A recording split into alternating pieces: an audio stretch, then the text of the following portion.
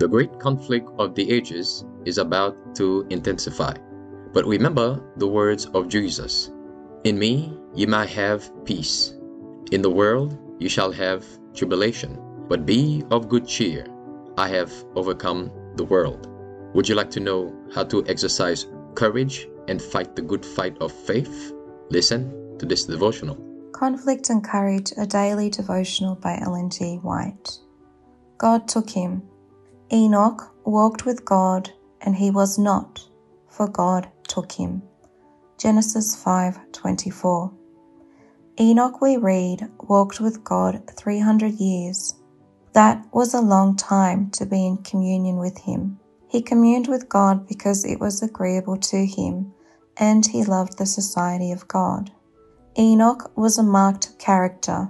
Many look upon his life as something above what the generality of mortals can ever reach. But Enoch's life and character represent what the lives and characters of all must be.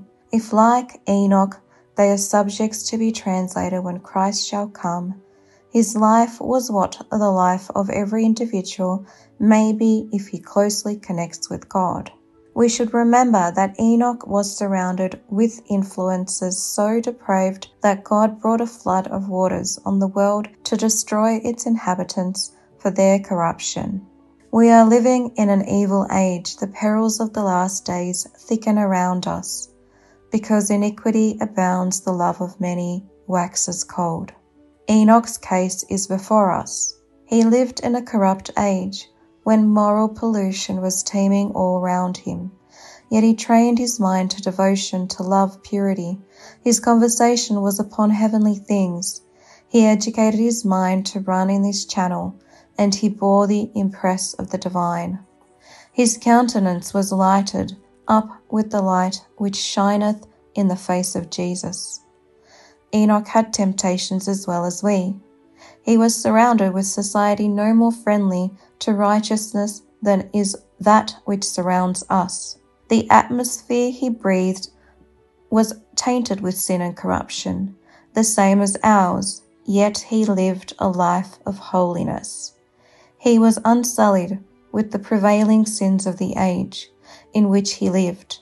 So may we remain pure and uncorrupted. He was a representative of the saints who live amid the perils and corruptions of the last days.